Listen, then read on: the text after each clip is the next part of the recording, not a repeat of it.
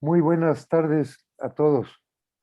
Soy José Antonio Crespo Pozuelo, que en nombre de Movimiento por la Patria doy inicio a esta 12ª sesión, la conferencia número 12 de este ciclo que hemos realizado en el bimestre previo a las elecciones del 6 de junio. Les doy a todos ustedes la bienvenida y quisiera yo pedirle a José Antonio Gómez Urquiza que a su vez haga lo propio en nombre de Mexicanos por México. Muchas gracias, José Antonio. En nombre de Mexicanos por México y en mancuerna con Movimiento por la Patria, estamos en este foro importantísimo y escucharemos la plática del químico Guerra en un tema que nos afecta y nos puede afectar a todos. Mexicanos por México es una organización similar a Movimiento por la Patria y somos organizaciones hermanas. Muy buenas tardes a todos. Buenas tardes. Adelante, Ney. Después. Muy buenas tardes a todos. Sí, Muchas gracias por la... le damos admisión a todos, ya están, ¿verdad? Sí, ya están. Vamos a darle la palabra a Ney para que a su vez le pase el micrófono a Rafael Manjarres, quien hará la presentación de nuestro invitado de honor. Muchas gracias, José Antonio. Bienvenido, Luis Manuel Guerra, químico Luis Manuel Guerra. Muchas gracias por tu exposición en este foro. Y le voy a pedir a Rafael Manjarres que nos haga favor de hacer la presentación del ponente. Rafael, por favor. Si abres tu micrófono.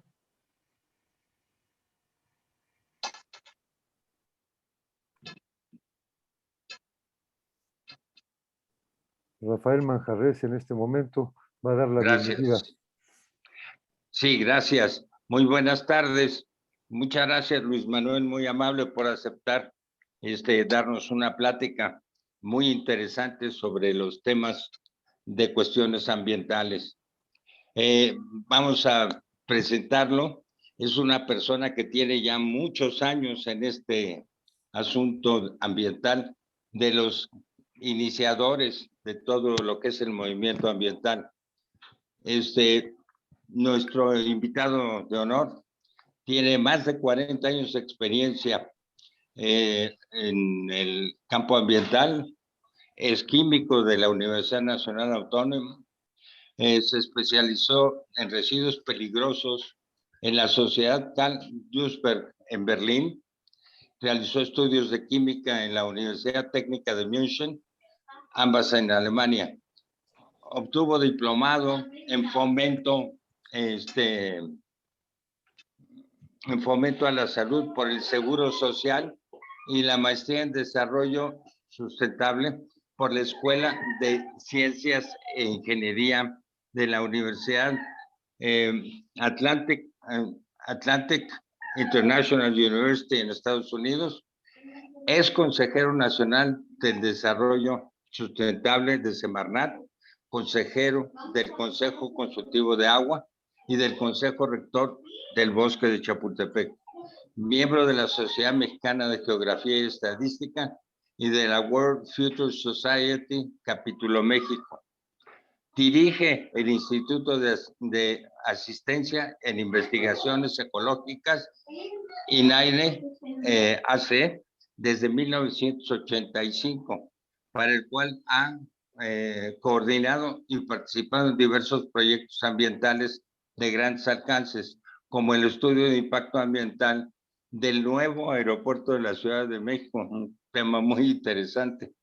Recibió el premio del Instituto del Clima de Washington, junto con el doctor Mario Molina, el premio Más allá de la guerra del gobierno de Noruega, el premio Ciudad de México del gobierno local, el premio Alexander von Humboldt de la misma universidad, el premio nacional al mérito ecológico. En diciembre de 2019 fue conferido en profesorado honoris causa en la Universidad de Oxford. Así que tenemos al doctor, además de químico. Ha escrito diversos libros que han sido publicados, entre los que destacan agua y energía en la Ciudad de México, agua e hidrología en la cuenca del Valle de México, el aire nuestro de cada día, rescate del Golfo de México, el Plan Quetzal, el Químico Guerra Responde y el nuevo aeropuerto para la Ciudad de México. Además de esto, el Químico Guerra inicia el concepto de comunicación ambiental en 1985 con la creación del programa de radio Ecocidio, que fue el primer espacio radiofónico de debate sobre el desarrollo sustentable de México. A partir de este momento ha sido comunicador de radio, televisión, de medios como Radio Centro, Televisa, TV Azteca, Green TV, la Dirección General de Televisión Educativa de la SEP, así como los periódicos Reforma y La Crónica.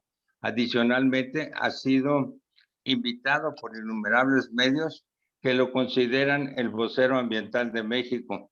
Su comunicación es constructiva y de crítica positiva, que busca mejorar la conciencia humana acerca del medio ambiente a nivel global, bajo la filosofía de transformar los hábitos de la sociedad hacia un desarrollo sustentable, a través de compartir ejemplos exitosos de personas, empresas e instituciones que implementan mejores prácticas sostenibles para ellos y sus grupos de interés. Realmente es un currícula muy envidiable, realmente de los grandes personajes que han iniciado todo este movimiento, de tanta importancia que estaba tan olvidado por tanta gente. Les doy la bienvenida, Luis Manuel, muchas gracias. Yo creo que pasamos contigo para escuchar tus palabras. Gracias. Muchas gracias, Rafael. Gracias, Luis Manuel. El tema que nos ocupa hoy es las consecuencias para México de la nueva política ambiental de los Estados Unidos de América. Como breve preámbulo, al tomar posesión, el presidente Biden convocó a una reunión cumbre de líderes mundiales. Participaron 40 jefes de Estado en el Día de la Tierra, el jueves 22 de abril pasado.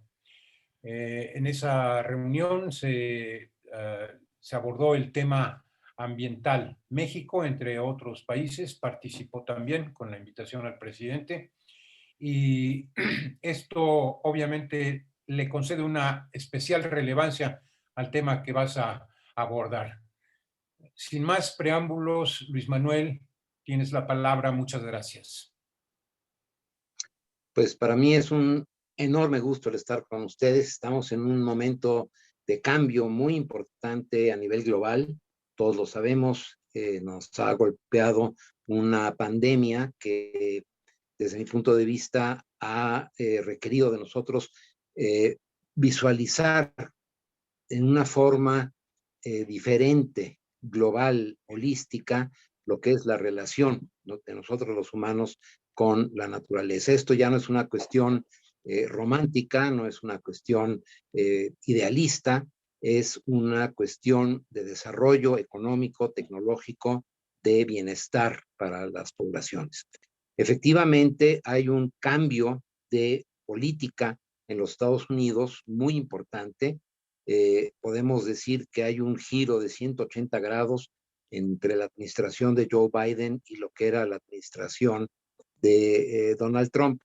Regresan los Estados Unidos al compromiso adquirido en el 2015 con los acuerdos de París de reducir en forma global la concentración de gas efecto invernadero en la atmósfera para poder por lo menos controlar, si no resolver, el calentamiento global, que es una de las pues digamos situaciones que hoy en día nos presentan posiblemente el reto más grande que ha enfrentado la humanidad.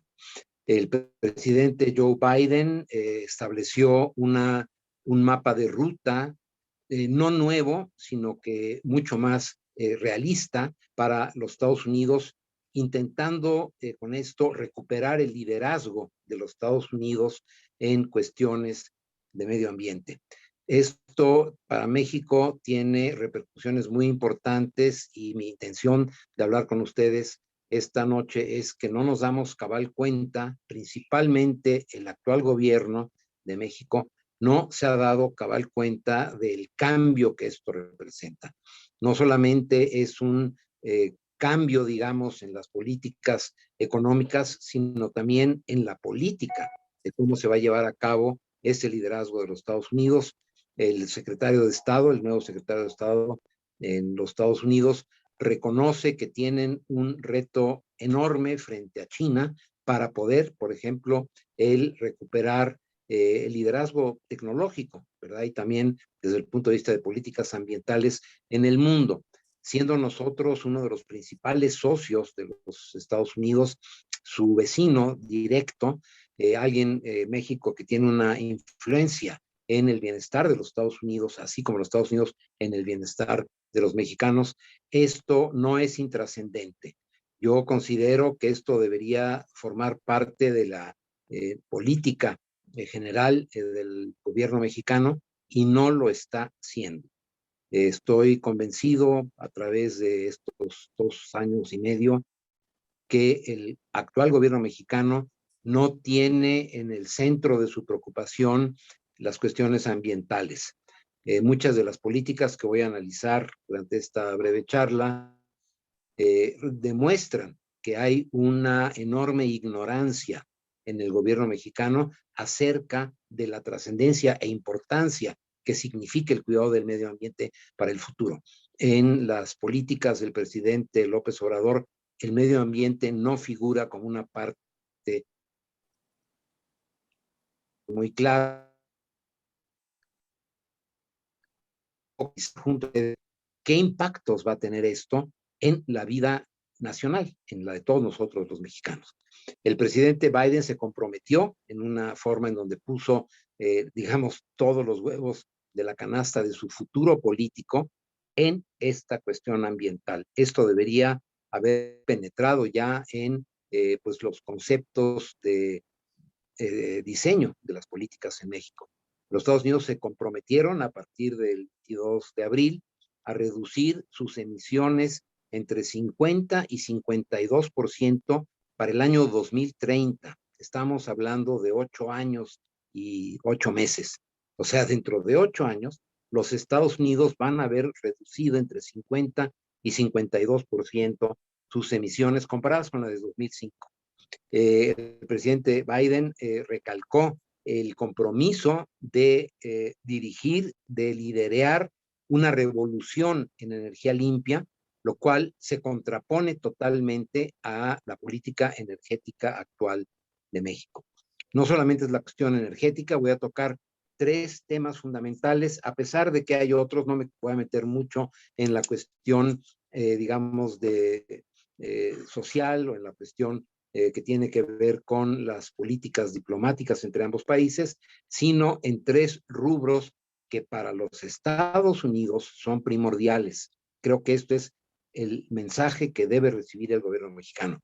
No estamos hablando de algo que se vaya a modificar, que se vaya a negociar, que se va a ver cómo va a pues transitar esta política en los próximos 8 años y 4 meses y 8 meses, sino que va a tener que pues influir, ¿no?, en las inversiones, en la visión que tenga el gobierno mexicano de su futuro.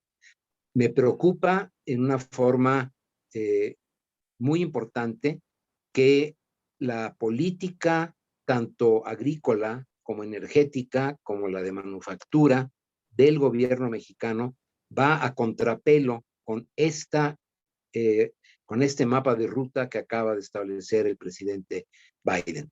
Voy a iniciar con la cuestión agrícola.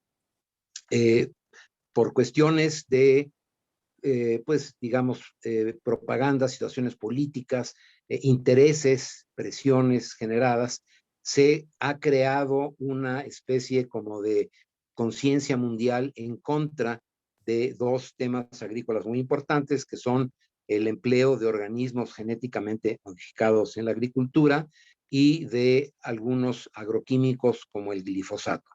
El gobierno mexicano ha expedido en estos dos temas decretos que prohíben, ¿verdad?, el empleo de semillas genéticamente modificadas en nuestro país, especialmente en el maíz, en la soya y en el trigo, y la prohibición de un herbicida de uso común que se llama el glifosato.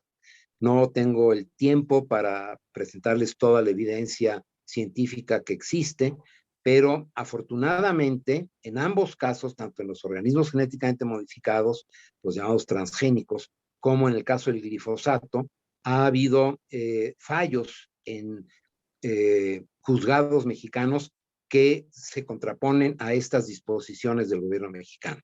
Recientemente, me estoy refiriendo a la semana pasada, un juez en México prohibió la prohibición del glifosato, citando correctamente el juez, que tengo que reconocerle que pues revisó toda la información existente a nivel global acerca del glifosato, concluyendo que esta disposición del gobierno mexicano de prohibirlo e irlo desfasando, que es lo que pretende el gobierno mexicano, no está basado en evidencia científica. Es un tema muy controvertido en la opinión pública, pero que hay mucha certeza en el ámbito científico. El glifosato es un avance muy importante en la agroquímica que ha permitido el aumento en la producción de granos, de hortalizas en el planeta, en algo que no se toca y que seguramente el presidente López Obrador nunca ha recibido la información correcta, creo que tampoco le interesa recibirla, de que lo que hace este agroquímico es simplemente facilitar la labor de los campesinos, de los agricultores, para deshiervar los cultivos. Esto es algo que se ha hecho milenariamente por parte del ser humano. Cualquiera que tenga una noción mínima de la agricultura sabe que es necesario estarle quitando hierbas, ¿verdad?, oportunistas, que se llaman desde el punto de vista fitosanitario, a los cultivos para que no pierdan agua, que no las malezas le roben nutrientes a los cultivos, que es algo que ha permitido a nivel global aumentar mucho la producción de alimentos. Se habla de que el glifosato es tóxico, que el glifosato causa daños a la salud. La evidencia científica acumulada durante décadas de la aplicación del glifosato nos indican, sin lugar a dudas, como lo ha establecido conjuntamente, recientemente, finales del año pasado, la Administración de Medicamentos y Alimentos, la FDA de los Estados Unidos, y la Agencia de Protección Ambiental. Como toda intervención del ser humano en la naturaleza, porque nosotros como seres vivientes intervenimos en la naturaleza, eso no es una cuestión mala, sino que lo que es malo es cuando se hace esto en una forma, digamos, exagerada o en una forma no correcta. El glifosato es un herbicida de tercera generación con una muy baja toxicidad y que aplicado desde luego conforme a los protocolos establecidos por los estudios, como decía yo, fitosanitarios, no presenta ningún riesgo a la salud, a pesar de lo que se ha estado divulgando en los medios de comunicación, y se generó esta corriente de pensamiento que un gobierno que tiene mucha propensión a ver las tendencias de la opinión pública asumió como válidos cuando no lo es. No existe, y el juez mexicano afortunadamente se dio a la tarea de revisar la información proporcionada también por muchas agencias, tanto nacionales como internacionales, en cuestión de agricultura, de que el glifosato no presenta estos riesgos siempre y cuando se aplique conforme a los protocolos de aplicación. Nadie duda, por ejemplo, que el ibuprofeno es un medicamento que ayuda a bajar la temperatura en casos, por ejemplo, como el COVID-19, pero si yo me tomo 3 gramos, ¿verdad?, diarios de ibuprofeno, voy a tener efectos secundarios importantes. La aspirina también ayuda para bajar la temperatura en casos de fiebre. Si yo me estoy tomando 5 gramos o 6 gramos diarios durante un tiempo prolongado, voy a tener problemas gástricos evidentes que están reportados, ¿no? Nadie duda, por ejemplo, que los aviones son un grado de libertad para el ser humano que nos ha permitido avanzar en lo que es el grado de bienestar de los seres humanos, el que nos podamos desplazar hacia otros sitios, que podamos intercambiar bienes, ideas, etcétera, ¿no? Los aviones se caen, efectivamente, ¿verdad? Cuando se caen, pues causan un problema que llama mucho la atención. Mueren cientos de personas, ¿no? Nadie va a prohibir los aviones por este hecho. Hemos mejorado mucho la seguridad aérea en los últimos 50 años. Nadie duda que el automóvil es un grado de libertad para el ser humano, ¿no? Todas las familias jóvenes lo que quieren, aparte de su casa, es un automóvil. Evidentemente tenemos que tomar las medidas para evitar las consecuencias negativas del automóvil. En los Estados Unidos, por ejemplo, mueren 25,000 jóvenes al año en accidentes automovilísticos. En México estamos arriba de los 12,000 fallecimientos anuales por accidentes automovilísticos. No vamos a prohibir los automóviles. Tenemos que regularlos, tenemos que aumentar la seguridad, etcétera, ¿no? Lo mismo pasa con este tipo de agroquímicos como el glifosato especial, que ha sido un avance muy importante en la producción alimentaria. Como decía yo, no existe ninguna evidencia científica con artículos arbitrados que sean aceptados por la comunidad científica que indiquen un daño a la salud humana o a los cultivos o al medio ambiente por su uso correcto, como debe de ser. Lo mismo sucede con los organismos genéticamente modificados.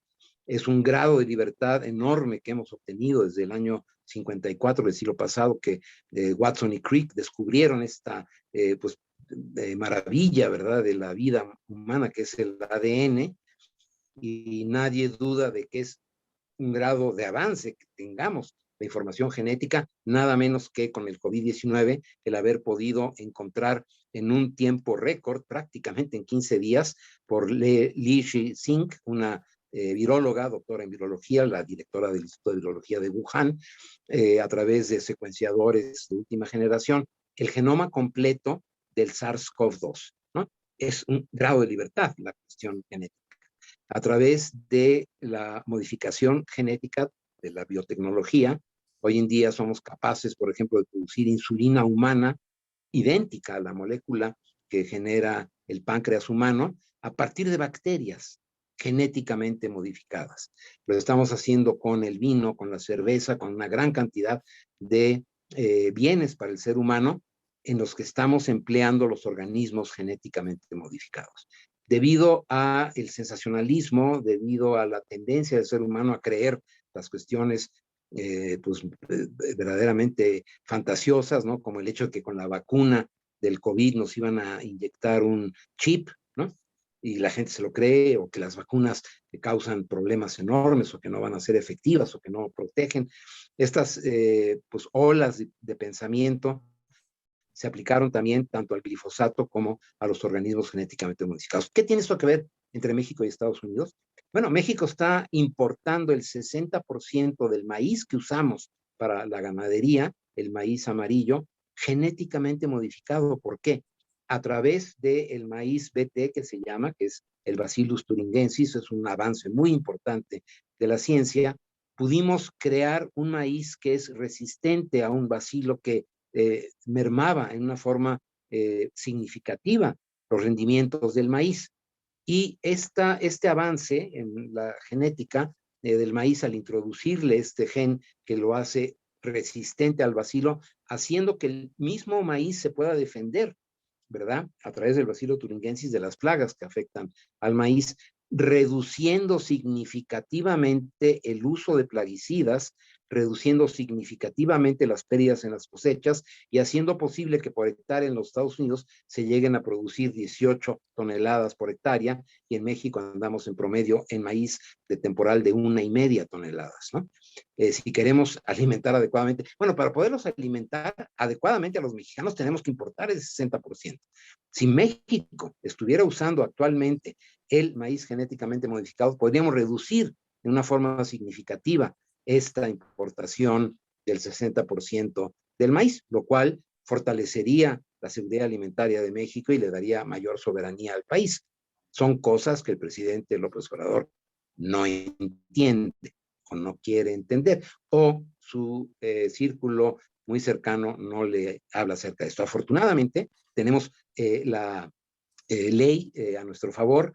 Hemos tenido estos avances en el dictamen, en la sentencia de jueces que han tanto evitado esta prohibición del glifosato como el poder evidenciar que el maíz genéticamente modificado no presenta estos enormes riesgos que se han magnificado en una forma entendible desde el punto de vista de la propaganda política hoy en día, pero que no obedecen a la ciencia. ¿Por qué menciono esto? Porque para los Estados Unidos el mercado mexicano es muy importante.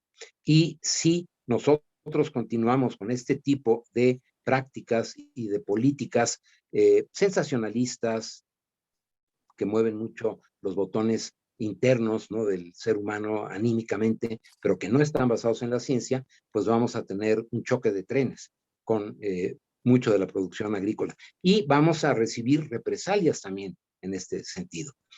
Para la agricultura, este derrotero del gobierno mexicano no nos lleva a ningún lado. Deberíamos de ver ejemplos exitosos agrícolas en nuestros hermanos brasileños y argentinos que tienen una producción de maíz y de trigo genéticamente modificados muy alta y que les permite satisfacer hoy en día sus propias necesidades alimentarias y exportar importantemente para recibir divisas del exterior. El segundo tema, que es más conocido, es el de la energía. El presidente López Obrador está inmerso en una filosofía que viene de los años 70, ¿verdad? Y que nos refieren, digamos, a una etapa del desarrollo energético que ya pasó. Es evidente que ha habido esfuerzos muy importantes por tener formas energéticas mucho más eficientes y sobre todo más limpias. Yo creo que en el tema energético es en el que tenemos el mayor conflicto con los Estados Unidos. Se ha expresado en varias ocasiones, inclusive con decretos del gobierno federal mexicano, en contra de las energías renovables, específicamente la eólica y la fotovoltaica, con visiones equivocadas, visiones que no se basan, así como en la cuestión agrícola, en la ciencia y en los datos duros, sino en supuestos que no obedecen a la realidad. El hecho de que el gobierno mexicano, por esta tendencia a regresar a un México de los años 70, con una producción petrolera robusta, ¿verdad?, con un gran volumen de exportaciones, etcétera, pues no obedece a la realidad energética hoy en día. Voy a dar dos datos concretos. Hoy en día, gracias al avance tecnológico, la energía fotovoltaica produce el kilowatt hora más barato de todas las energías que actualmente se usan comercialmente en los países. Estamos hablando de un diferencial de precios en kilowatt hora de cerca del 300%. Es más barata la energía fotovoltaica, a pesar, reconociéndolo desde luego, que tiene limitaciones, como la cuestión del glifosato, la cuestión de del maíz transgénico, del automóvil y de los aviones. Todo tiene sus restricciones que se han ido resolviendo paulatinamente. Afortunadamente, también un juez mexicano echó para atrás el decreto, ¿verdad?, que prácticamente prohibía las energías renovables, porque los argumentos, así como con el glifosato, no están basados en la realidad. Los argumentos del gobierno mexicano, en el sentido de que las energías renovables son inseguras, las energías renovables ponen en riesgo el sistema eléctrico nacional, y muy importantemente, lo cual es totalmente falso, los oferentes de energía renovable están robándole dinero a la Comisión Federal de Electricidad. Se han presentado datos que son construidos artificialmente acerca de los 200,000 millones de pesos que pierde la Comisión Federal de Electricidad por las energías renovables, lo cual es falso de toda falsedad. En primer lugar, porque precisamente las energías renovables son convenios, contratos público-privados, en donde el gobierno facilita los permisos, digamos, es un impulsor de ellas, ¿verdad? De acuerdo a las leyes que todavía están vigentes, con la reforma energética, y le pagan estas empresas una renta que se llama el costo de porteo por usar el sistema de distribución existente de Comisión Federal de Electricidad. En realidad, ¿por qué se llevó a cabo esta reforma energética como en muchos otros países? Porque es conveniente para el desarrollo eléctrico de un país el tener esta mezcla de diferentes energías y no apoyarse únicamente en la energía térmica a partir de combustibles fósiles. No hay nada mejor para un país, ¿verdad?, que no todo dependa de un solo oferente, como sería el caso del monopolio de la Comisión Federal de Electricidad, y sobre todo que no tengan que usarse, y esto es muy importante, recursos públicos necesarios en la salud, necesarios en la educación, necesarios en la infraestructura, en la vivienda. No se usan recursos del pueblo para la construcción de estas plantas fotovoltaicas y eólicas. Lo pone la iniciativa privada, ¿verdad? Y recupera su inversión a través del cobro de la electricidad, que es menor que el costo que se tiene actualmente de producir kilowatts termoeléctricos, como es lo que pretende el gobierno federal mexicano. Esto es otro punto de choque entre la política ambiental de los Estados Unidos actual, del presidente Biden, y la política energética actual del gobierno mexicano. Definitivamente vamos a entrar en un conflicto mayúsculo, al que me voy a referir en un momento más. Pero quiero regresar a la cuestión de la aversión hacia las energías renovables. La tendencia a nivel global es la producción distribuida de energía. Sabemos que los países, sobre todo los 5 grandes emergentes en el mundo, China, la India, Indonesia, Brasil y México, requieren un aumento en la producción de energía por el aumento que tienen en sus poblaciones y los requerimientos energéticos. Este aumento en la oferta de energía debe de hacerse, según el plan Biden, con energías limpias, que no aumenten la contribución de gas de efecto invernadero a la atmósfera, sino que, de ser posible, la disminuyan.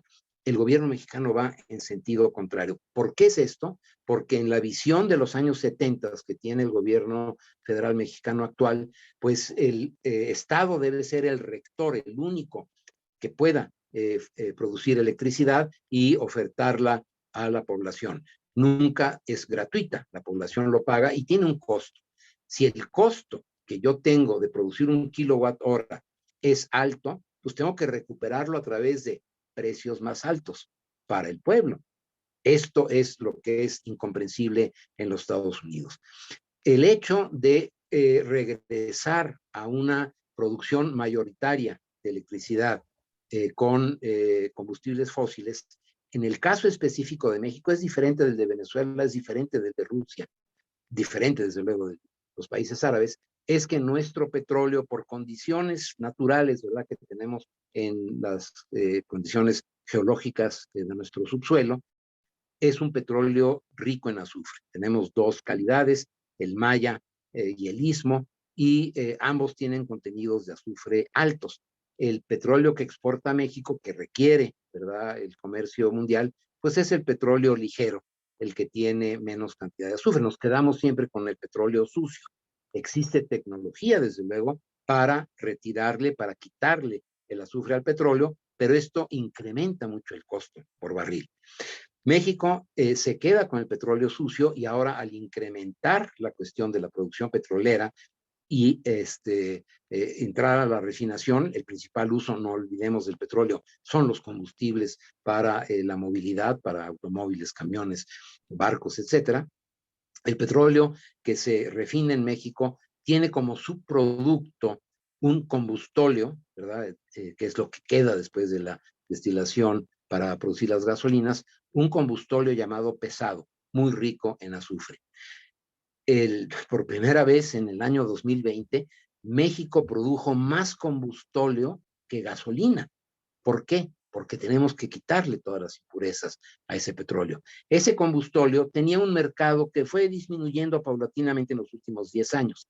El último reducto que quedaba de un mercado significativo del combustóleo era el transporte marítimo. A los barcos se les permitía seguir quemando combustóleo pesado, y eso es el principal mercado del combustóleo mexicano.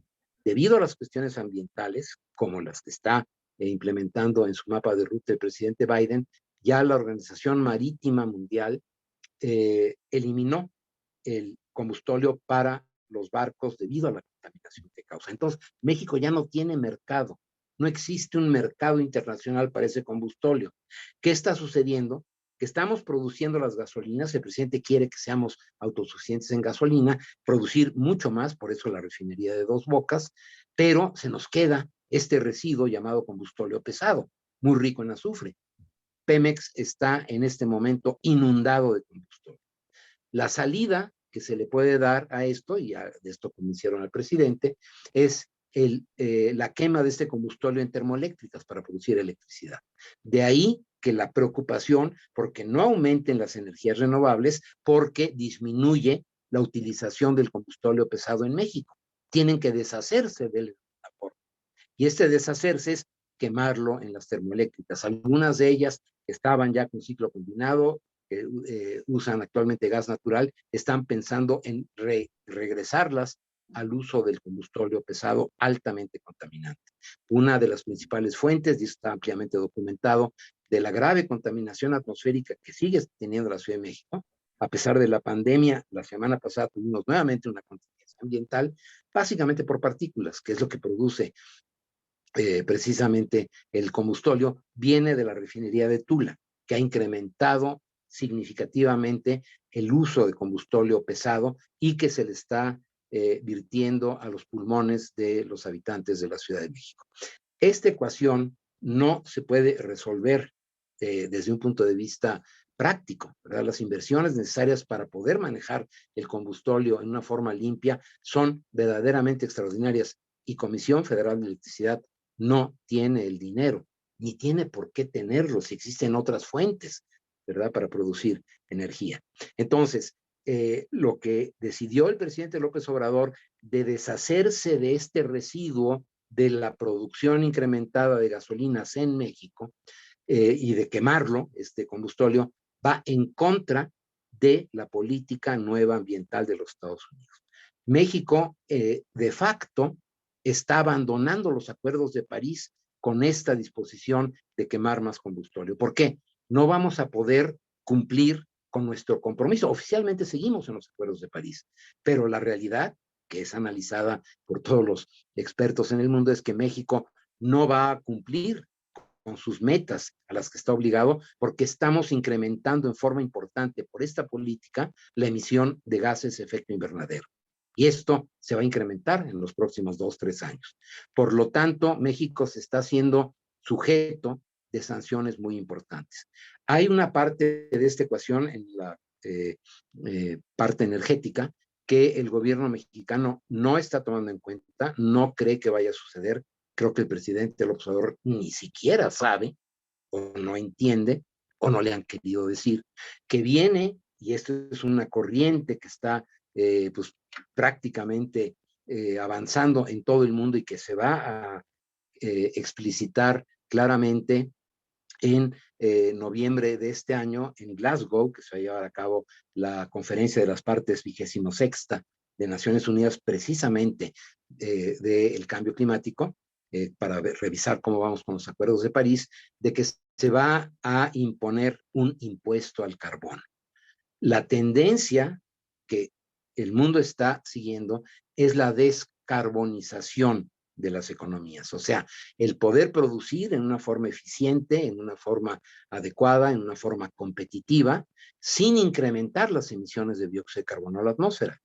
Al producir nosotros nuestra electricidad crecientemente con combustóleo, estamos yendo exactamente en sentido contrario. Estamos incrementando nuestra contribución como país a los gases de efecto invernadero. Es cierto que México es el 13º país emisor en el mundo, pero con esta política y con la reducción que están sufriendo, que están teniendo ya los otros países, pues vamos a ocupar un lugar muy importante en un futuro próximo, lo cual nos va a poner en riesgo de recibir sanciones muy importantes. Una de ellas son estos impuestos al carbono.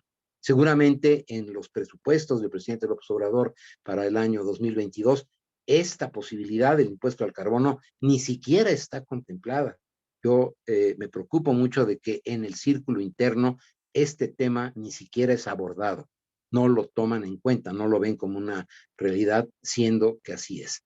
La política de los Estados Unidos, por ejemplo, en el sentido de incrementar con estímulos muy importantes la producción limpia, no solamente la fotovoltaica y la eólica, sino la producción de hidrógeno, que es otro tema que viene y que seguramente le va a causar mucho escozor al presidente López Obrador, de que exista un nuevo combustible que se use en una forma creciente en el mundo. Es cierto que esto va pues con horizontes de una década o más, pero que hacia allá va el mundo, que es la producción de hidrógeno, inclusive la producción eólica offshore, que se llama la producción eólica en el océano, tiene ya inversiones muy importantes de varios miles de millones de dólares para desarrollar la tecnología de producir hidrógeno con agua de mar. Los aerogeneradores offshore van a usar esta energía eléctrica del aerogenerador no para mandar electricidad por cables submarinos a tierra firme, sino para que en el sitio, a través de la electrólisis que produce esta electricidad cuando hay viento, se genera hidrógeno, ¿verdad? A través de la separación del oxígeno y del hidrógeno del agua. Y entonces este hidrógeno, en vez de electricidad que se conduzca en forma submarina, se va a bombear hidrógeno a almacenes muy grandes en la costa para tener precisamente la continuidad en la producción energética. Es la mejor forma de poder almacenar la energía eólica, que efectivamente es intermitente, y en su caso también la energía fotovoltaica, la producción de hidrógeno. Estos temas no están en la ecuación mexicana. Estamos en los años 70. El mundo está avanzando y si no nos damos cuenta de esto, el que va a sufrir es el pueblo. Porque al final de cuentas, si yo estoy produciendo 1 kilowatt hora muy caro y no se lo puedo cobrar a la población porque no tiene dinero, porque he destrozado la economía, pues va a tener que ser subsanado esto con créditos, va a tener que ser subsanado con quitarle presupuesto a otras cosas de interés nacional. La política energética de México va a contrapelo de la nueva política de nuestro principal socio, nuestro vecino y de la economía del cual depende el bienestar de los mexicanos, querámoslo o no. Un ejemplo de esto es las remesas que están enviando en este momento nuestros compatriotas que perciben, ¿verdad?, la precariedad de la economía de las familias que ellos dejaron aquí en México y que ha llegado a 40,000 millones de dólares. Esto definitivamente va a seguir sucediendo porque la economía norteamericana está creciendo, pero la economía mexicana no puede quedarse rezagada en este sentido. La política energética actual del presidente Andrés Manuel López Obrador va en contra del desarrollo mundial, va en contra de la generación de empleos limpios, va en contra de los compromisos internacionales adquiridos por nuestro país y nos va a convertir de seguir en este derrotero en un paria internacional. Y es insostenible. El tercer punto que quiero tocar es el de la manufactura. México tiene una creciente manufactura de alta calidad. Déjenme comentarles que las plantas automotrices norteamericanas que tienen sus filiales en México, las plantas en México son de las que tienen el mejor desempeño desde el punto de vista de calidad, el menor número de errores. Recientemente la planta en Ramos Arizpe precisamente ha recibido este reconocimiento porque somos buenos los mexicanos para la manufactura, pero la manufactura debe de cumplir porque es una manufactura que tiene su futuro en la exportación. México ojalá sea un gran exportador de automóviles, ya somos un importante exportador de automóviles, pero también de aeronáutica. El mayor productor de pantallas planas en el planeta es México, en su frontera norte, ¿no?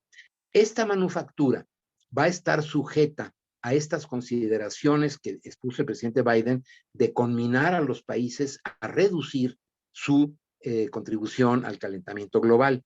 Los sindicatos norteamericanos, que siempre han visto con recelo el crecimiento de la producción de manufactura en México, inclusive los principales opositores al Tratado de Libre Comercio en su primera fase en el año del 92, fue la AFL-CIO, que veía con preocupación y justificada, ¿no?, de que la mano de obra mexicana puede ser excelente y puede desplazar mano de obra norteamericana, y van a usar, sin lugar a dudas, la nueva política energética de los Estados Unidos para prohibir exportaciones de México, argumentando con razón que es una producción sucia. ¿Por qué? A pesar de que las plantas, que yo he visitado la gran mayoría de ellas, que son excelentes, recientemente visité la planta de BMW en San Luis Potosí, es una planta de primer mundo, están muy orgullosos en esta planta de que tiene la implementación de inteligencia artificial avanzada mayor que las plantas de BMW en Alemania. Este es un orgullo para México, pero estas plantas, todas ellas, la industria automotriz, requiere cantidades importantes de electricidad para la manufactura. Evidentemente, mover los motores, las líneas de ensamblaje, etcétera, requieren de electricidad. Si empieza a haber un movimiento de decir, sí, pero este BMW se produjo con energía que está calentando el planeta, que CFE está surtiendo, quemando combustóleo. No queremos esos coches, no queremos coches que estén dañando al planeta. Esto es un tema verdaderamente crucial e importante que seguramente el gobierno mexicano no está tomando en cuenta. Yo tengo contacto a través de varias asociaciones industriales con ejecutivos que están preocupados por esta cuestión. Decir, pues nosotros fabricamos coches, no electricidad.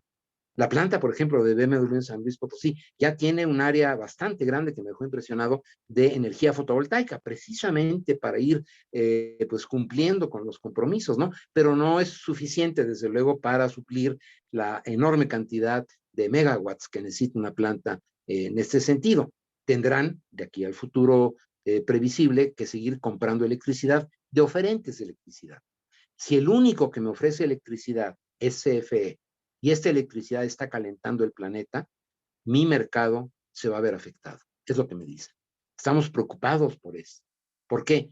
A pesar de la excelencia en manufactura, en buenas prácticas, que son estándar hoy en día a nivel mundial, a pesar de que seamos eficientes, que seamos excelentes, que los coches sean de altísima calidad, nos van a tildar de producción sucia y van, me imagino, los sindicatos automotrices de los Estados Unidos van a decir, sí, lo que quieras. Pero el presidente Biden dijo que hay que bajar el contenido de emisiones por vehículo producido, la cantidad de emisiones a la atmósfera, y estos coches que vienen de México están incrementando el daño a la atmósfera que está afectando al planeta. Estas son consideraciones, digamos, de política actual que no están en la mira y no están en la bitácora del gobierno mexicano. Las implicaciones de la política ambiental nueva de los Estados Unidos debe de ser analizada y deben tomarse las decisiones consecuentes para el bienestar de los trabajadores mexicanos, para el bienestar de los consumidores, para el bienestar del pueblo en general. No podemos cerrar los ojos ante la evidencia de que el mundo se está encaminando hacia producciones cada vez más eficientes, reduciendo importantemente la contribución de gases de efecto invernadero para el calentamiento global, y la planta industrial en México está con una camisa de fuerza tremenda que se llama recibir electricidad con combustóleo sucio. Ya existen múltiples evidencias, además de los daños que la quema de combustóleo pesado causa en la salud humana. Desde mi punto de vista, es una gran irresponsabilidad desde el punto de vista humano de los funcionarios actuales que ponen primero una concepción atrasada de los años 70, ideológica, de poder político por encima de la salud de los mexicanos. Esto que estoy comentando ahora va a ser tema seguramente de muchas presiones sobre México que no nos merecemos, porque somos un país rico en energía del viento. Tenemos algunos de los campos eólicos más grandes del mundo, Istmo de Tehuantepec, en el noroeste de la República, en Tamaulipas, que deberíamos de estar aprovechando porque ahí está, y es una energía limpia, que además hay algo muy importante, a diferencia de una refinería que contrata muchos trabajadores en su edificación, ¿verdad? Cuando se construye, pero luego la cantidad de horas hombre que están dedicados a una refinería es infinitamente menor que la cantidad de horas hombre que se aplican en un parque fotovoltaico y sobre todo en lo que comenté al principio que se llama la producción distribuida de energía, techos fotovoltaicos en las casas, en donde se requieren jóvenes, ¿verdad? Que se califican, que se capacitan para dar una mano de obra bien remunerada. La energía fotovoltaica hoy en día es el tipo de producción de energía que mayor número de empleos dignos produce. A mí me parece que es irresponsable hacia el futuro de la juventud mexicana el seguir empeñados en una forma de producción energética que va de salida. Es cierto que no va a suceder de un día para el otro, pero estamos viendo, aquí estoy, nuevamente tengo frente a mí las declaraciones del presidente Biden en esta cumbre que estableció como un compromiso de su gobierno.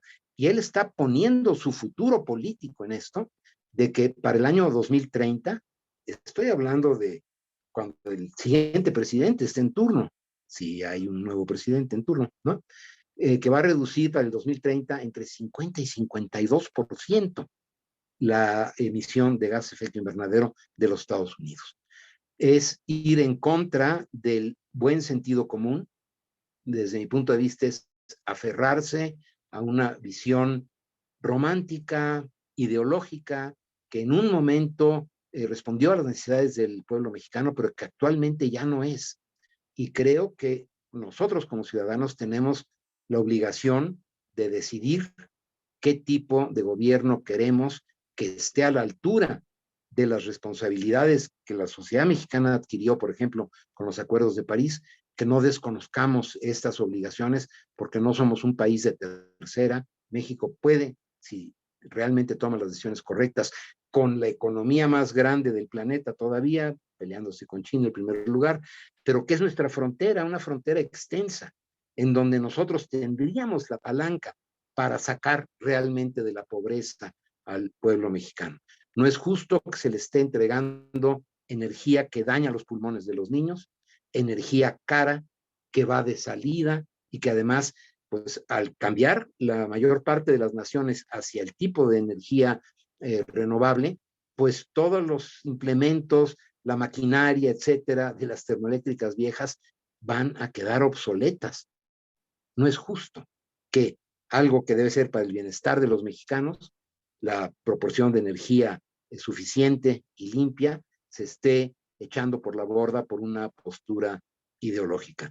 El tema de la nueva política ambiental de los Estados Unidos es significativa para México. Me preocupa que no se hayan hecho dentro del gobierno federal las adecuaciones necesarias para decir, por allá vamos, y tengo la certeza de que los próximos 4 años van a llevar a los Estados Unidos, pero también al mundo por esta pues iniciativa del presidente Biden hacia un tipo, digamos, de producción energética, producción alimentaria y una manufactura limpias y que nosotros no nos quedemos como el malo de la película por una decisión que se tomó en Palacio sin tomar en cuenta las realidades actuales del mundo.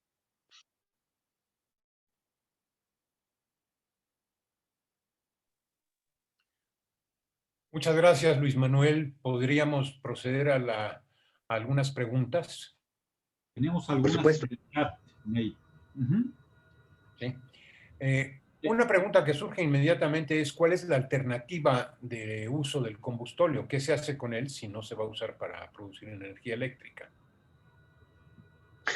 Pues desgraciadamente ninguna. La alternativa, como lo han visto en muchos países, es no producir el combustóleo pesado, ¿no? Dejarlo en las entrañas de la tierra, en donde está bien, y no usarlo porque es empeñarnos en estar usando algo que a final de cuentas es ineficiente y es contaminante. Correcto. Otra pregunta es, se dice acerca de los del maíz transgénico que invade otras especies de maíces y las contamina. ¿Qué hay sobre esto? Pues que son, no sé, de estas cuestiones que se divulgaron, no es cierto, está perfectamente establecido que teniendo los cuidados necesarios, desde luego, ¿no? Pero, miren, nosotros estamos importando 60% de nuestro país transgénico. O sea, de ahí deberían de preocuparse los que están en contra de eso, ¿no? Pero hay toda la evidencia científica, recomiendo, hay muchísima información, pero compendiada, hay un reporte muy importante de las academias de ciencias de los Estados Unidos, de National Academies of Science, que han publicado el estudio más extenso en cuestión agrícola que se ha hecho en el mundo, en donde participaron cerca de 180 universidades, 2.500 científicos, y se recopila en esta publicación que dio origen a que la EPA y la FDA en los Estados Unidos establecieran de que no hay evidencia científica de daño humano o a los ecosistemas del uso de maíz transgénico. Gracias, Luis Manuel. Has tocado 3 temas, los transgénicos, la energía y la manufactura relacionada con la energía. Hay otro aspecto importante que es dentro de los proyectos de la política actual, de la política ambiental de México, que es la construcción del Tren Maya. ¿Quisieras comentar a ese respecto? Esto parece que también va en contra de la política de conservación de áreas naturales protegidas y de bosques y de biodiversidad. ¿Es correcto?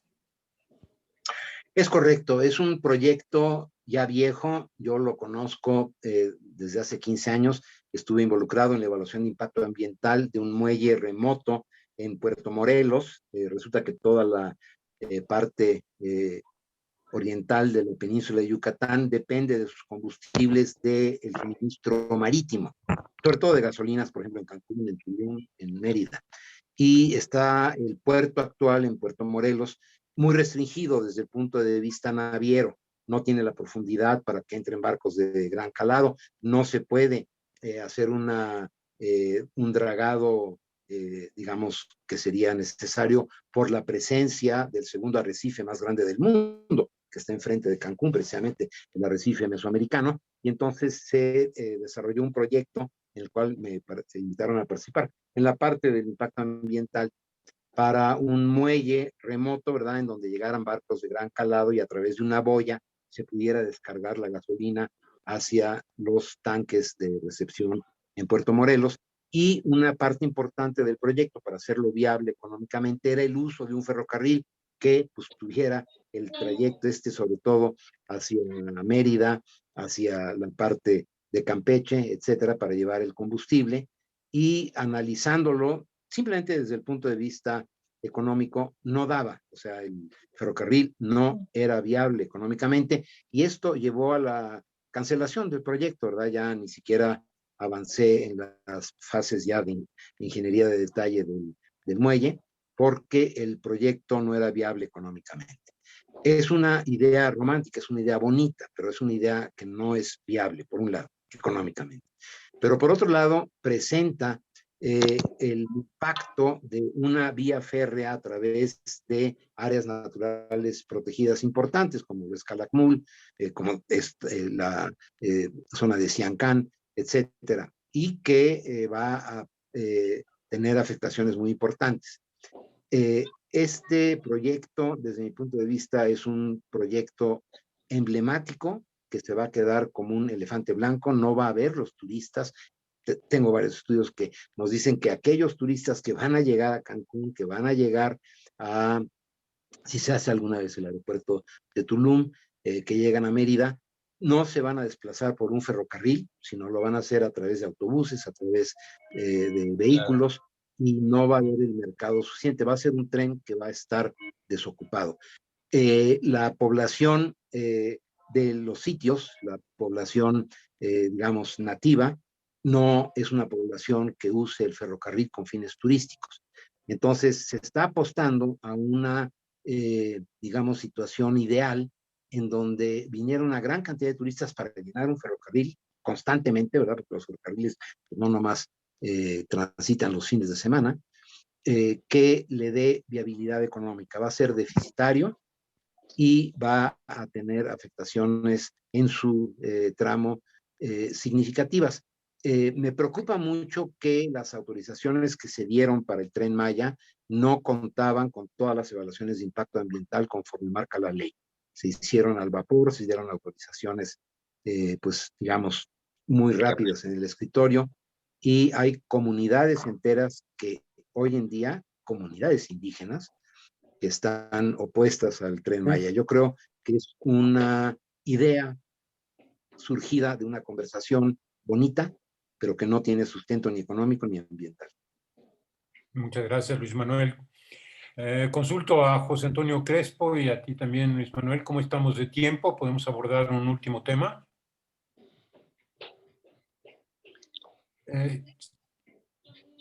Sí, por mi parte, desde luego. Gracias, Luis Manuel. Es el referente a la educación ambiental mundial. Tú has sido un divulgador de la educación y de los conocimientos ambientales a través de tus programas de radio, de tus conferencias durante mucho tiempo. Has dado a conocer a un público amplio, a la ciudadanía en general, aspectos ambientales que afectan su vida. Este movimiento está cobrando cada vez mayor fuerza, la necesidad de una educación ambiental obligatoria, adoptada por todos los países, a todos los niveles, desde kindergarten hasta doctorados, en todas las disciplinas, derecho, ingenierías, biología, administración, etcétera. Y es un asunto que se debatirá en la próxima COP26 de Glasgow. ¿Quisieras comentarnos al respecto de la educación ambiental mundial? ¿Cuál es tu punto de vista? Porque tiene un componente que afecta a lo que has expuesto, el componente de hacer que la ciudadanía sea más exigente ante los dirigentes, ante los gobiernos, ante los políticos. ¿Qué nos dices al respecto, Luis Manuel? Para mí, la principal estrategia ambiental que debería seguir cualquier gobierno es fortalecer la educación ambiental. Tenemos un problema muy importante en donde amplias capas de la población no están conscientes del impacto que está teniendo el actual desarrollo humano sobre los ecosistemas. Tenemos varios factores que van en contra de ello. Uno es el aumento en la población. Al crecer las poblaciones en una forma pues muy acelerada, no da tiempo para pensar en el ambiente, la supervivencia, el vivir al día con día, hace que las poblaciones caigan en la precariedad. O sea, ¿cómo voy a alimentar a mis hijos? ¿Cómo les voy a dar de comer? ¿Cómo les voy a construir una casa? Etcétera, ¿no? Entonces, amplias capas de la población, esto es a nivel global, pues no tenemos esa visión que da la estabilidad para lograr una educación ambiental útil, que no solamente se concrete a plantar arbolitos y ver a las maripositas y los pajaritos, eso es importante, ¿no? Pero que nos demos cuenta de que tenemos que entrar en un nuevo desarrollo. Afortunadamente, la pandemia actual, desde mi punto de vista, facilitará el hecho de que incorporemos la educación ambiental como una parte esencial de la educación. En México tenemos problemas estructurales muy, muy graves. En primer lugar, la formación de los maestros. Es una formación que ha sido deficitaria desde mi punto de vista. No tenemos la planta, digamos, magisterial bien capacitada en cuestión del medio ambiente. Hay que entender lo que es la capacidad de carga de los ecosistemas, lo que es los problemas de agua. No los tenemos bien conscientes, no estamos dispuestos a cambiar hábitos y costumbres. Les voy a dar un ejemplo. Todo el mundo protesta cuando se suben las tarifas de agua, cuando en muchos lugares, como en la Ciudad de México, son tarifas subsidiadas, ¿no? En países que manejan mejor el agua, las tarifas son mucho más altas. Lo que no se paga, no se cuida. Un ejemplo, vuelvo a la Ciudad de México, es de que tenemos un sistema de distribución en la red primaria, secundaria y en la domiciliaria que nos hace perder el 40% del total del agua. Esto debería de ser algo que todo el mundo se durmiera preocupado, ¿no? Decir cómo le vamos a hacer y liberar los presupuestos para esto, no para construir un tren de alta, sino para construir una red de distribución de agua. Otro punto muy importante es la construcción de una ciudadanía ambiental. Yo estuve en la gran conferencia de Río de Janeiro, que se llamó la Cumbre de la Tierra, en 1992, donde se creó el concepto por parte de Maurice Strong, un gran diplomático ambientalista canadiense, ¿verdad? Que fue el presidente de la conferencia de la Cumbre de la Tierra en Río de Janeiro, donde se estableció como un compromiso de los gobiernos el ir creando ciudadanía ambiental. ¿Qué es una ciudadanía ambiental? La sociedad que en su conjunto está trabajando por el bien común, en el sentido de mantener la estabilidad de los ecosistemas, el tener pues derecho, ¿verdad?, a un agua limpia y suficiente para todos, teniendo en cuenta de que esto requiere inversión y que esto requiere también un cambio en hábitos y costumbres. Y aquí voy a la segunda parte de lo que nos hace falta en la educación ambiental, que es que estamos dentro de una sociedad consumista, una sociedad de consumo y tiro, una sociedad que tiene muy poca conciencia acerca de los efectos que tienen las compras que uno hace y que puede traducirse en sociedades que han avanzado en este sentido, en que yo voy a votar con mi cartera, voy a comprar aquellos productos que tengan un contenido ambiental importante, por ejemplo, su incorporación sana al medio ambiente, el insistir en que tengamos tecnología que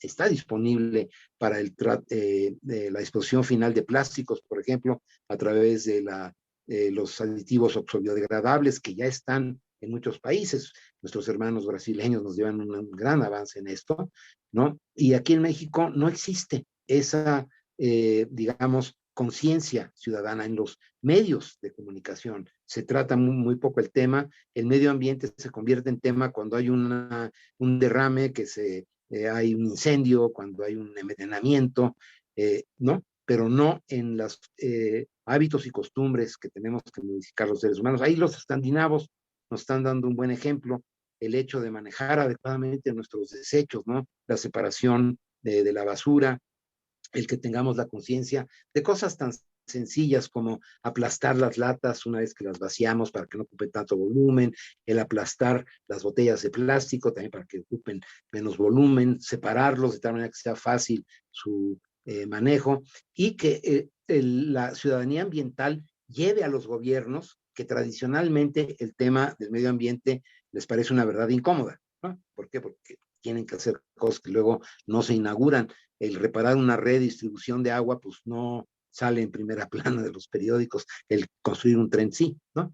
Y entonces necesitamos tener una ciudadanía que no se deje engañar. Y esto se hace incorporando, como decías, adecuadamente. Tenemos que empezar desde los niños, incorporando la educación ambiental en todos los planes de estudio. Yo estuve a cargo del Centro de Capacitación para el Desarrollo Sustentable de la Secretaría del Medio Ambiente y Recursos Naturales, y me di cuenta, y para mí una gran frustración en mi vida, que no había ninguna resonancia en las autoridades respecto a estas necesidades. La educación ambiental actualmente en la Semarnat, el SECADESU, es un atláter con un presupuesto que apenas alcanza para pagar los sueldos. No hay programas integrales, inteligentes de llevar a incorporar a los medios de comunicación, incorporar a las asociaciones industriales. Existen algunas iniciativas en México, tengo que comentar una muy importante, exitosa, que se ha hecho sin el apoyo gubernamental, que se llama ECOSE, que es Ecología y Compromiso Empresarial, que ha hecho una labor callada, de bajo perfil, pero altamente eficiente para iniciar la recolección de botellas de plástico en las escuelas, logrando, por ejemplo, que en México existan las plantas para el reciclaje de botellas de PET más grandes del mundo. Hay una planta en Atlacomulco, en el Estado de México, que se llama PetStar. Es la planta más grande del mundo para reciclar botellas de plástico grado alimenticio. Es muy diferente reciclar una botella de PET para hacer poliéster para una camisa o para los tapetes de los coches, que también se hace y que es muy bueno, pero el poderlo usar nuevamente para consumo humano requiere una tecnología única en el mundo y a esta planta llegan 600,000 botellas diarias para su reciclaje, ¿no? Esto no lo conocen los maestros, no se dice, y es verdaderamente una labor que tenemos frente a nosotros muy importante. Si queremos que la sociedad, todo lo que dije de conflicto con los Estados Unidos, etcétera, es posible que sucedan estas decisiones a veces inexplicables, ¿no? Retrógradas, porque la ciudadanía no participa.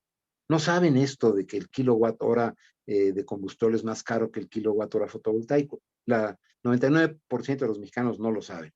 Y ahí hay que hacer un esfuerzo verdaderamente importante.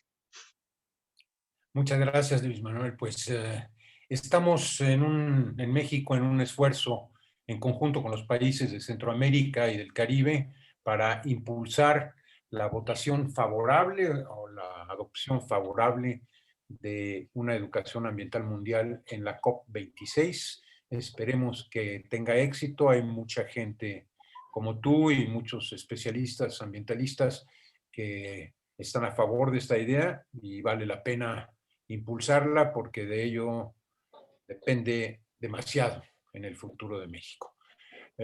José Antonio Crespo, creo que estamos sí, sobre el tiempo. Sí, Ney, muchas gracias por tu labor como moderador.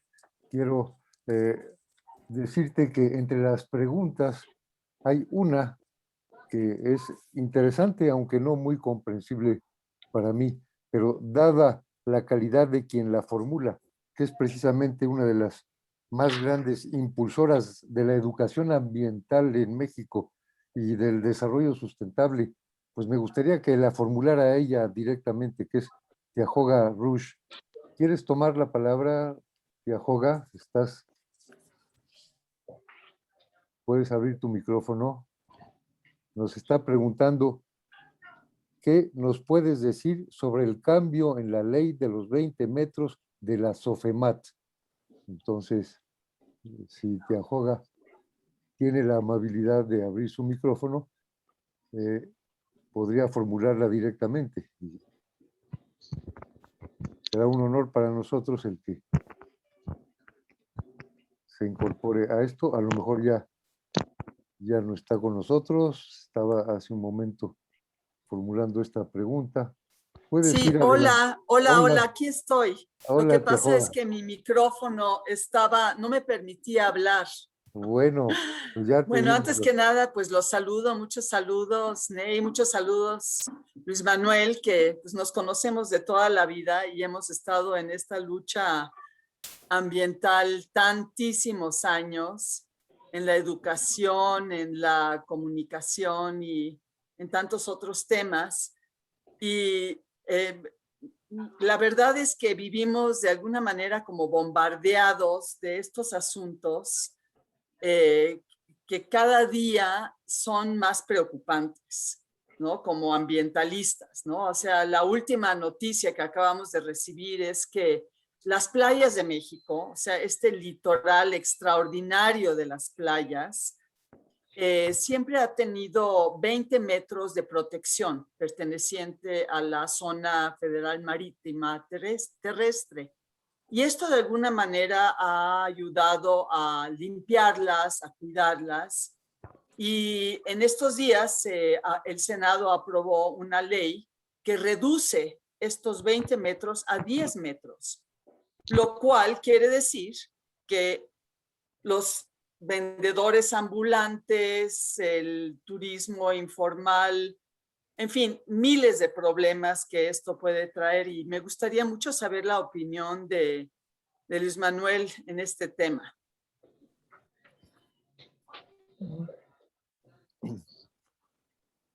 Gracias, Tiajoga. Luis Manuel, ¿puedes contestar a Tiajoga?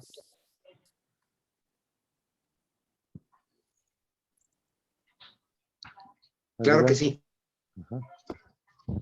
Y gran salud, cariño, en todo mucha lucha.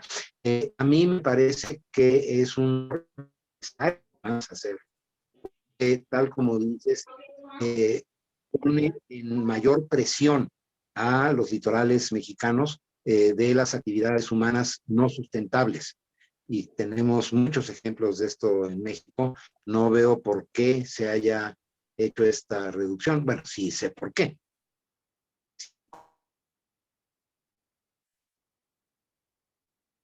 Te dejamos de escuchar, Luis Manuel, y no te vemos. ¿Hay No algún tenemos problema audio. técnico aquí?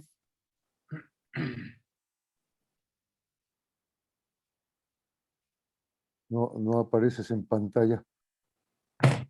Estás, no sé, no estás. En este momento, Rafael Manjarres, ¿quieres abrir el micrófono? Porque de alguna manera esto está relacionado Sí, con el micrófono. A sí, ver, sí. Luis Manuel, ¿nos escuchas? Luis Manuel Parece. Guerra, ¿algún problema? Sí, aquí estoy de regreso. No sé, A ver, ¿ya me escuchan? te escuchamos Sí. ahora, sí, aunque no te Sí. tenemos en visión. Aquí estoy. Vamos. Ok, adelante. Aquí estoy. Sí, me veo. Tenemos alguna ¿Sí me falla. escuchan? Te escuchamos, pero no te vemos. Yo sí me veo a mí mismo, no sé qué pase con... Y está puesto mi video. Sí. Yo me veo a mí mismo. Sí. Sí. Ok, adelante. Te escuchamos. Sí. Bien, saludo con mucho cariño a Tiajoga. Hemos estado juntos en esta lucha también durante ya muchas décadas y es incomprensible esta reducción, tal como lo dice Tiajoga, esto a nuestras playas, a los litorales mexicanos, bajo mayor presión antrópica. No hay una justificación para ello, los 20 metros es lo mínimo desde mi punto de vista. No encuentro ninguna otra explicación más que se cedió ante la presión de grupos que quieren hacer desarrollos inmobiliarios, quieren hacer tipos de comercio y, como decía Tiajoga, en muchos casos comercio informal que no tiene cuidado del medio ambiente, va a ser una afectación mayor a los ecosistemas costeros en México.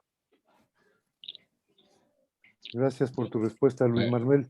Ney Villamil, eres tan amable de ir concluyendo, porque no es el tiempo que hemos destinado a la magnífica presentación y autorizadísima opinión de Luis Manuel Guerra, pues nos deja pues una tarea y nos deja una inquietud y nos deja también una última pregunta que quisiera que tú le hicieras, Ney, en el sentido de cuál es el exhorto en este camino hacia el 6 de junio. Efectivamente, Luis Manuel, cómo ves el panorama en cuanto al aspecto electoral? Viene el 6 de junio y ¿qué comentarías a este respecto, teniendo en cuenta la exposición que nos has hecho en materia electoral?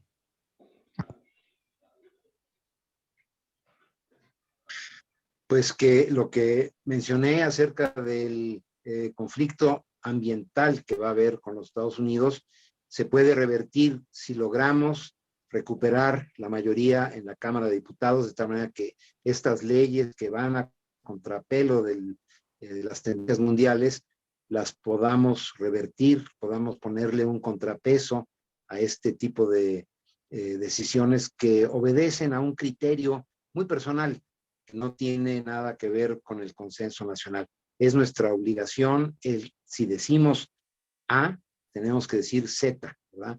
Involucrarnos en el futuro de nuestro país, porque a mí me parece injusto el que estemos cayendo en esta situación muy costosa para el bienestar de los mexicanos, que finalmente daña a los más pobres. Es momento de que todos abran su micrófono, porque todos los asistentes hemos estado muy complacidos con esta magnífica exposición que nos has hecho, Luis Manuel, y les pido a todos que en nombre de Movimiento por la Patria y de Mexicanos por México le demos un gran aplauso a Luis Manuel Guerra, el químico Guerra. Muchas gracias, Luis Manuel. Luis Manuel. Gracias. Gracias. Gracias. Gracias, Luis Manuel. Gracias.